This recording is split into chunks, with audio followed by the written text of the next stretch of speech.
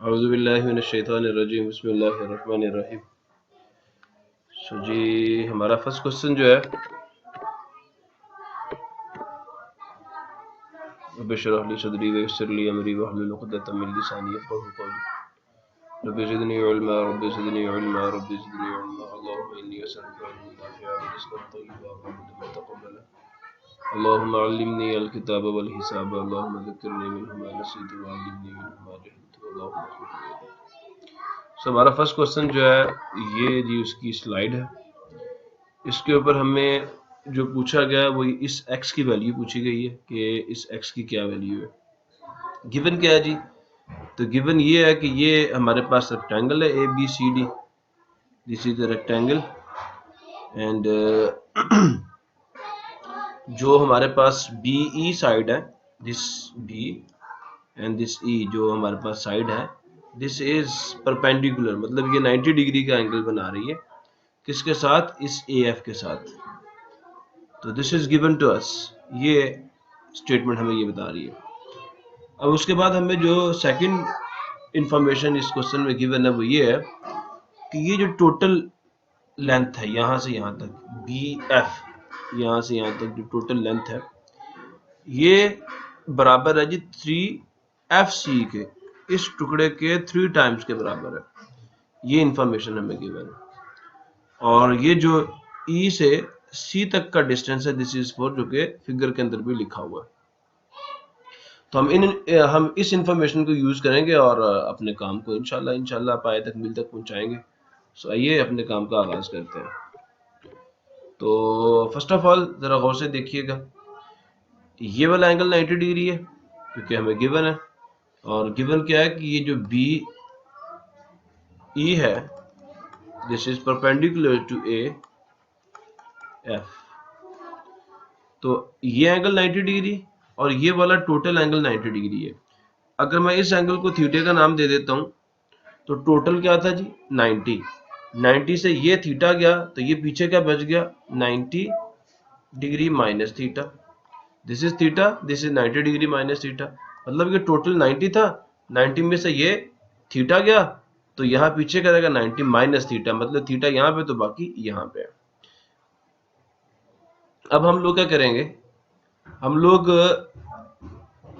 Trigonometric ratios को use करेंगे कि अगर इस राइट एंगल ट्रायंगल में, ये एंगल भी 90 डिग्री का, इस राइट एंगल ट्रायंगल में इस थीटा के लिहाज से जो थीटा के सामने साइड होती है वो हमारा परपेंडिकुलर होता है और थीटा और 90 डिग्री के दरम्यान में जो साइड होती है वो हमारा बेस होता है।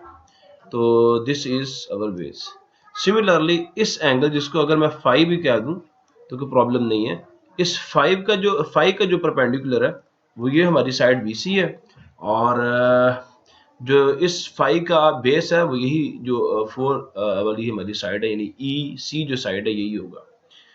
अब हम लोग क्या करते हैं, हमें जो इंफॉर्मेशन गिवन थी यहाँ पे कि दिस इंफॉर्मेशन कि 3FC is equal to BF, ये वाली चीज, अब हम इसको यूज करेंगे। देखिए कैसे यूज करते हैं। हमें गिवन ये है कि जो BF है वो बराबर है 3 times the magnitude of FC के। असल में ये जो BF है ये बराबर है किसके? FC का मैग्नीट्यूड प्लस BC का मैग्नीट्यूड या CB का मैग्नीट्यूड, ये इन दोनों के सम के बराबर है। ये हमें शक्ल से भी नजर आ रहा है। इन दो टुकड़ों को हम मिलाएं, इसको और इसको, तो हमें ये टोटल लेंथ BF मिल जाएगी and this is equal to 3FC। ये इसकी वैल्यू है जो हमने यहाँ पे सब्स्टिट्यूट की है। मैं यहाँ पे रीजनिंग भी कर देता हूँ कि BF जो है इसका मैग्नीट्यूड बराबर है, it is given into the figure that FC plus BC या CB, कोई फर्क नहीं पड़ता इससे। अच्छा जी, अब ये FC जो यहाँ पे ऐड हो रहा है इसमें इधर आके क्या करेगा? सब्ट्रैक्ट होगा। तो हमारे पास जो CB का मैग्नीट्यूड है वो बराबर आ जाएगा 3FC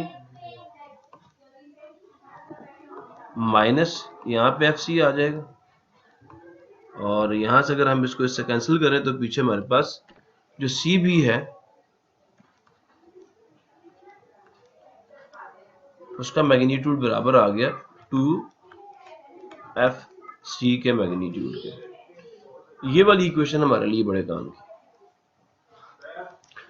अब हम लोग इस शक्ल में, जो कि मैंने सबसे पहले आपको दिखाई थी स्लाइड नंबर 1 पे, मैं फर्स्ट ऑफ ऑल इस ट्रायंगल ट्रायंगल ECF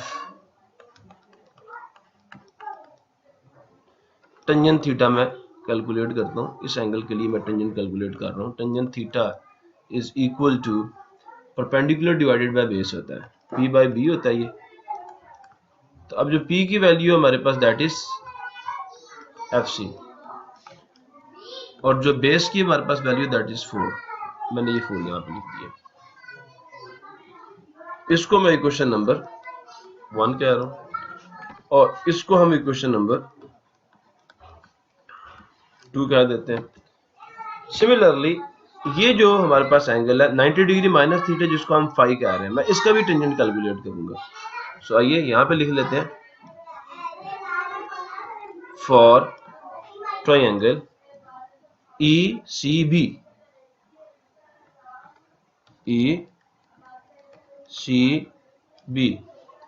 जो यहाँ पे टेंजेंट ऑफ फाई जो है, सॉरी, जो कि बराबर होगा CB का magnitude divided by base. Base इसकी भी 4 ही है। अब क्योंकि मैंने इक्वेशन नंबर 2 में आपको यहाँ पे ये चीज सॉल्व करके दी है, कैलकुलेट करके दी है कि जो CB है वो बराबर है 2 टाइम्स FC के। सो यहाँ हम इसकी वैल्यू सब्स्टिट्यूट करेंगे। मैं इसको आगे वाली स्लाइड्स पे कर देता हूँ आपको कि टेंजेंट ऑफ फाई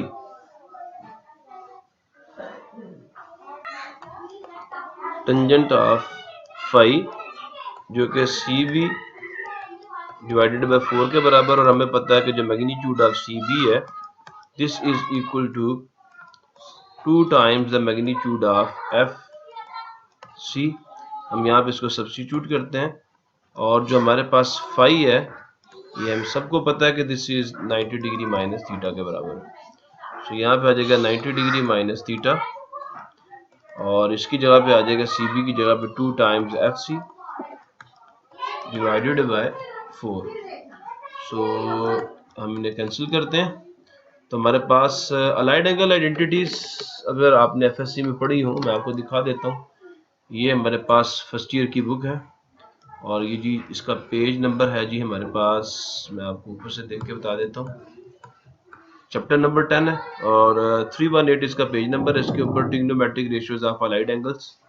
यहाँ पे आपको बताया गया कि tangent of 90 degree minus pi by 2 जो है ये रेडियंस में असल में 90 डिग्री की वैल्यू है, तो pi by 2 minus theta cot of theta के बराबर होता है। तो मैं यहाँ पे इसको यूज करूंगा कि tangent of 90 degree minus theta will be equal to cotangent theta and this is equal to 1 divided by 2 FC का मैग्नीट्यूड। और ये हमारे पास इक्वेशन नंबर 3 बन गई है।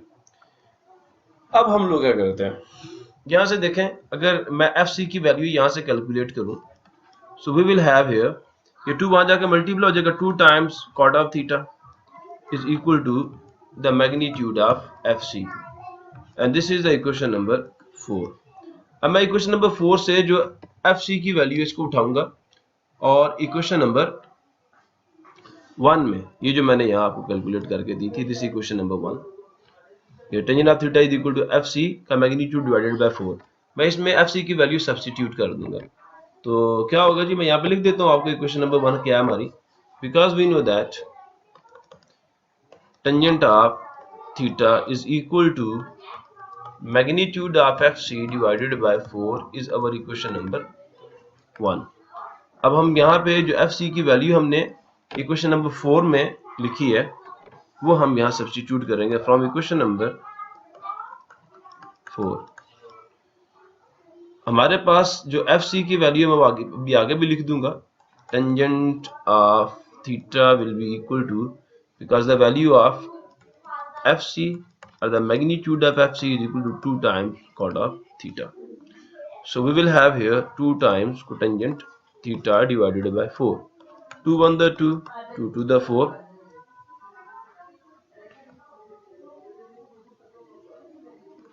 Now हमारे पास 1 divided by 2 यानी हाफ ऑफ कोटेंजेंट थीटा बराबर आ गया जी टेंजेंट थीटा के। अब कॉट यहाँ नीचे चला जाएगा, tangent theta divided by cot theta is equal to 1 divided by 2। So ये हमारे पास जो tangent theta divided by cot theta, मैं इसको ऐसे लिख सकता हूँ tan theta multiply 1 divided by cot of theta is equal to 1 divided by 2। अब बिकॉज हमें पता है कि जो 1 डिवाइडेड बाय कोटेंजेंट थीटा है ये तो बराबर होता है टेंजेंट थीटा के। So therefore we will have here tangent theta multiply tangent theta is equal to 1 divided by 2।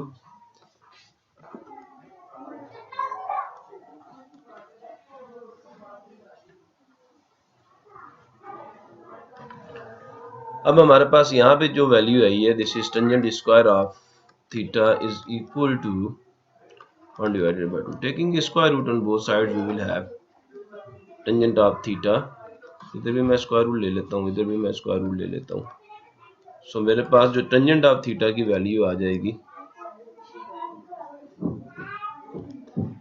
This will be equal to 1 divided by square root of 2। अब जी ज़रूर वाला हमारे पास टेन की ये वैल्यू आ गई है, मुझे कॉट की वैल्यू चाहिए क्योंकि इक्वेशन नंबर 4 के अंदर मैंने एफ सी की का मैग्नीट्यूड भी फाइंड आउट करना है। तो हमें पता है जो टेंजेंट की वैल्यू है उसका जो इनवर्स है यानी जो इसका रेसिप्रोकल है वो कोटेंजेंट थीटा होगा। सो दिस इंप्लाइज दैट जो कॉट ऑफ थीटा होता है हमें पता है वो बराबर होता है 1 divided bye tangent of theta के। हम वैल्यू यहाँ पे सब्स्टिट्यूट करते हैं इसकी 1 divided by square root of 2, तो ये स्क्वायर रूट ऑफ 2 ऊपर चला जाएगा और कॉट ऑफ थीटा की जो हमारे पास वैल्यू आ जाएगी, मैं इसको भी नाम दे देता हूँ इक्वेशन नंबर 5 का। तो अब हमारे पास जो कॉट ऑफ थीटा की वैल्यू आई है that is square root of 2। This is equation number 6। अब ये वैल्यू हम उठाएंगे और इक्वेशन नंबर 4 में सब्स्टिट्यूट कर देंगे। So because we know that the magnitude of F C is equal to 2 times cotangent of theta, ये हमारे पास इक्वेशन नंबर 4 थी। यूजिंग इक्वेशन नंबर 6 एंड 4 अब हमारे पास एफ सी तो अपनी जगह पे रहेगा, तो यहाँ पे 2 टाइम्स जो कॉट ऑफ थीटा की वैल्यू हमारे पास आई है दैट इज स्क्वायर रूट 2, ये एफ सी की वैल्यू हमारे पास आ गई है। अब हम वापस चलते हैं, this is the equation number 7। अब हम वापस चलते हैं जी, हमारे पास जो इक्वेशन नंबर 2 पड़ी हुई थी उसके अंदर। अब क्योंकि ये एक रेक्टेंगल है तो रेक्टेंगल की जो अपोजिट साइड्स होती हैं उनकी लेंथ आपस में क्या होती है, इक्वल होती है।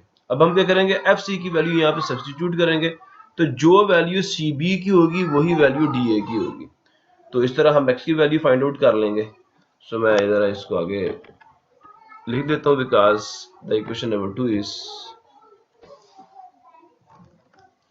हमारे पास जो सी बी की वैल्यू थी वो बराबर थी किसके जी, 2 times the magnitude of FC के, and this was the equation number 2। So this implies that the value of or the magnitude of CB is equal to 2 times the magnitude of FC। FC का magnitude का 2 times के root of 2। अब हम इन दोनों को multiply करेंगे, हमारे पास answer आ जाएगा 4 times square root of 2 is the magnitude of CB। इसे हम इक्वेशन नंबर 8 का नाम दे देते हैं। हमने एफ सी इक्वेशन नंबर 7 में फाइंड आउट कर लिया था और इक्वेशन नंबर 8 में हम लोगों ने सी बी की वैल्यू जो है वो कैलकुलेट कर ली है। और बिकॉज वी नो दैट जो मैग्नीट्यूड ऑफ सी बी है this is equal to the magnitude of D A. It is obvious from the figure because by the definition of rectangle हम इस चीज को यूज कर रहे हैं क्योंकि उसके अपोजिट साइड्स जो हैं उनकी लेंथ एक दूसरे के इक्वल होती है, ये डेफिनेशन है रेक्टेंगल की। तो अब हम इसको यूज करेंगे, तो AD और CB दोनों का मैग्नीट्यूड इक्वल होगा, तो CB will be equal to AD, लिहाजा CB की जो वैल्यू है दैट इज 4 टाइम्स के रूट ऑफ 2, तो वही इसके बराबर होगी। ये आपका रिजल्ट आ गया जी, दिस इज योर आंसर। और यहाँ हम लोग अब चूज करेंगे जी अपने आंसर को, और हमारा आंसर ये पार्ट सी जो है ये हमारा आंसर है।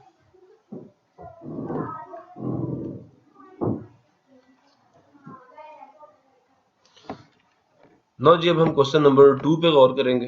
तो ये हमारा क्वेश्चन नंबर 2 है। इसमें हुजूर वाला जो हमें इंफॉर्मेशन लेके चलना है, जहां से हमें स्टार्ट लेना, वो ये चीज है। और बाय डेफिनेशन हमारे पास जब भी कोई से दो फंक्शंस की कंपोजिशन जो है वो आइडेंटिटी फंक्शन आ जाए। अब आइडेंटिटी फंक्शन क्या होता है? एक ऐसा फंक्शन जिसका इनपुट ही उसका आउटपुट हो। जैसे मैं f(1) कैलकुलेट करता हूं तो मुझे रिजल्ट में भी 1 मिलता है। मतलब एक ऐसा फंक्शन जो एक एलिमेंट को उसी के साथ एसोसिएट कर दे, एक सेट से उसी के ऊपर जब हम एक फंक्शन जो है वो डिफाइन करते हैं, उसको हम आइडेंटिटी फंक्शन कहते हैं। तो हुजूर वाला कंपोजिशन फंक्शन की एक प्रॉपर्टी मैं दोबारा आपसे डिस्कस कर लेता हूँ, ये दोबारा आपको बता देता हूँ। ये आपकी सेकंड ईयर की जो बुक है उसके अंदर आपकी एक्सरसाइज नंबर 1.2 की थ्योरी में ये सारा कुछ मौजूद है। मैं आपको वो भी दिखा देता हूँ। यस, ये जी आपका पेज नंबर है 13, और यहाँ पे आपको बताया गया है ये एक इनवर्स फंक्शन है, ये फंक्शन है। इन दोनों की कंपोजिशन चेक करें, ये देखिए आइडेंटिटी मैट्रिक्स आ रहा है, सॉरी आइडेंटिटी फंक्शन आ रहा है, सॉरी, तो ये आइडेंटिटी फंक्शन आ रहा है। तो वी नोट दैट ये जो कंपोजिशंस आपको दिखा रहे हैं are identity mappings on the domain and range of the function f and f inverse respectively. तो इसी प्रॉपर्टी को मैं यहाँ पे यूज करूंगा कि मेरे पास यहाँ पे इस क्वेश्चन में मुझे ये बता दिया गया है कि ये f और g एक दूसरे के इनवर्स फंक्शंस हैं। तो अगर ये एक दूसरे के इनवर्स फंक्शंस हैं तो मेरे लिए बड़ी आसानी हो जाएगी f(-3) कैलकुलेट करने में। अब मैं करूंगा क्या, देखें। चले मैं अब जरा थोड़ा सा सवाल जो है आपको एक्सप्लेन कर देता हूँ। मेरे पास एक सेट था A, दूसरा सेट है मेरे पास B।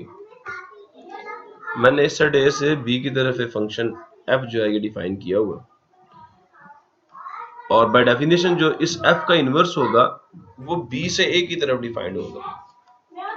अब मेरे पास एक एलिमेंट है यहाँ पे -3, जब मैं उसके ऊपर f को अप्लाई करता हूँ तो फर्ज कर लीजिए इसका जो आउटपुट मुझे मिलता है B के अंदर दैट इज x। तो जो इनवर्स फंक्शन की डेफिनेशन है वो हमें ये कहती है कि जब मैं इस x के ऊपर इस g को अप्लाई करूंगा तो वापस मुझे इस A के अंदर ये एलिमेंट -3 मिलेगा। और क्योंकि मुझे अभी जो g का जो फार्मूला गिवन है, ये g का रूल गिवन है, वो सारा का सारा x में है। जैसे ये मुझे फार्मूला यहाँ पे गिवन है, g of x is equal to x² - 7x - 2 divided by x + 2। मैं यहाँ पे आपको लिख देता हूँ, g of x is equal to x² - 7x - 2 divided by x + 2। ये चीज। अब g ऑफ x की वैल्यू जो है वो क्या आएगी, -3 आएगी। तो मुझे क्या फाइंड करना है, मुझे वो x फाइंड करना है जिसके ऊपर ये -3 आ रहा है। अब ये जो x होगा, जैसे मैंने फाइंड करना था f(-3), तो अगर मैं ये x फाइंड कर लूं by using this formula of g of x, तो इनडायरेक्टली असल में मैंने क्या फाइंड कर लिया, मैंने f(-3) की वैल्यू फाइंड आउट कर ली है। तो आइए स्टार्ट करते हैं।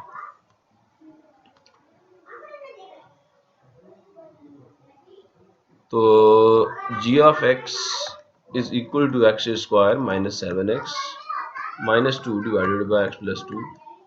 अब मुझे जो g ऑफ x की वैल्यू गिवन है वो उधर वाले क्या है, minus g of x is equal to -3। तो यहाँ मैं -3 सब्स्टिट्यूट करूंगा, x² - 7x - 2 divided by x + 2। No मैं इस एक्सप्रेशन को यहाँ ले जाऊंगा, -3 मल्टीप्लाई x + 2, और यहाँ पे x² - 7x - 2 -3x -6 is equal to x square -7x -2। मैं यहाँ से क्या करूँगा, इस सारी एक्सप्रेशन को उठा के दूसरी साइड पे ले जाऊंगा, यहाँ 0 बच जाएगा। X square -7x plus 3x -2 plus 6, यहाँ हमारे पास जी एक्स स्क्वायर -4x प्लस 4, ये हमारे पास एक्सप्रेशन बन गई है। अब हम इसके ऊपर मिड टर्म ब्रेक लगाएंगे, या सीधा सीधा ये फार्मूला बन जाता है। फैक्टराइजेशन आप सबको आती होगी, तो x square is equal to x -2 whole square, इसके बराबर आ जाएगा। आप फैक्टराइजेशन करके चेक कर लीजिएगा, ये इसके बराबर आ जाएगा। This is a square, this is b square and this is -2ab। मैं यहाँ आपको बना देता हूँ formula. This is a square plus b square and -2, a हमारे पास x है और b हमारे पास 2 है, तो ये फार्मूला बन जाता है आपका a - b होल स्क्वायर का। सो अब यहाँ पे जैसे दोनों साइडों पे स्क्वायर रूट में करूंगा, तो मेरे पास जो x -2 की वैल्यू आएगी that will be equal to 0 and this implies that जो x है मेरे पास वो 2 आ जाएगा। नो अब हमारे पास जो f ऑफ -3 की वैल्यू है दैट इज 2, और यहाँ पे जो आपके क्वेश्चन में आपका ऑप्शन बनता है, the correct option is 2। So this is the way to solve this question. फी मानिल्लाह, अल्लाह हाफिज़, पाकिस्तान जिंदाबाद।